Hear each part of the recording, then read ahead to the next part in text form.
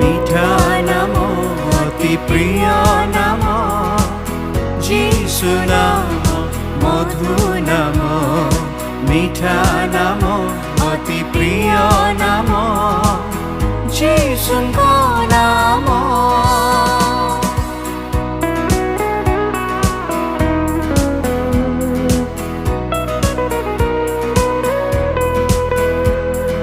পাপ শাপ করে দূর যিশুଙ୍କ নাম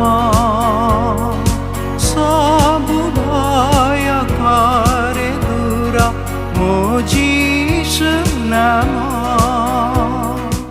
প্রিয় শ্রোতা বন্ধু, প্রভু শ্রীখ্ରୀଷ୍ଟଙ୍କ ସର୍ବୋଚ୍ଚ ନାମରେ ଆପଣଙ୍କୁ ଶୁଭେଚ୍ଛା।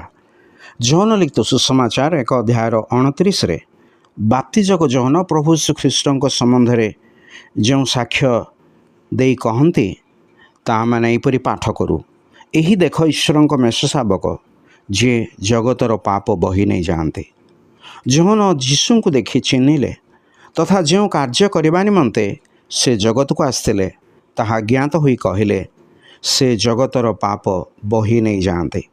ପ୍ରଭୁ ଶ୍ରୀଖ୍ରୀଷ୍ଟ ଏଥିପାଇଁ ଜଗତକୁ ଆସିଲେ ଯେପରି ସେ ସମସ୍ତ ମାନବର ପାପ ବହି ନେଇଯିବେ, ପୁଣି ପ୍ରତ୍ୟେକ ମନୁଷ୍ୟକୁ ପାପରୁ ପରିତ୍ରାଣ କରିପାରିବେ। ହଁ, ଆମମାନଙ୍କ ପ୍ରତ୍ୟେକଙ୍କ ପାପ ସେ ଆପଣା ଶରୀରରେ ବହନ କଲେ, ପୁଣି ଆମ୍ଭମାନଙ୍କ ବଦଳରେ କ୍ରୁଶରେ ବଳି ହେଲେ ଯେପରି ଆମେ କ୍ଷମାପ୍ରାପ୍ତ ହେବା, ପୁଣି ତାହାଙ୍କ ସମ୍ମୁଖରେ ଠିଆ ହେବାକୁ ଯୋଗ୍ୟ ହେବା।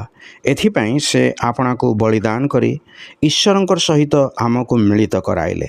ତାହାଙ୍କର ଏହି ମହାନ କାର୍ଯ୍ୟକୁ ସମ୍ମୁଖରେ ରଖି ଯୌନ ଯୀଶୁଖ୍ରୀଷ୍ଟଙ୍କ ବିଷୟରେ କହନ୍ତି ସେ ମୋହର ଅଗ୍ରଗଣ୍ୟ ହୋଇଅଛନ୍ତି, ଅର୍ଥାତ୍ ସେ ମୋ ଠାରୁ ଶ୍ରେଷ୍ଠ ଅଟନ୍ତି। ହଁ, ପ୍ରଭୁ ଶ୍ରୀଖ୍ରୀଷ୍ଟ ସର୍ବଶ୍ରେଷ୍ଠ ଅଟନ୍ତି।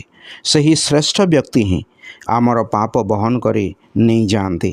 ସେହି ପ୍ରେମମୟ ଶ୍ରେଷ୍ଠ ତ୍ରାଣକର୍ତ୍ତାଙ୍କୁ ଚିହ୍ନିବା ନିମନ୍ତେ ଈଶ୍ୱର ଆମମାନଙ୍କୁ ସାହାଯ୍ୟ କରନ୍ତୁ।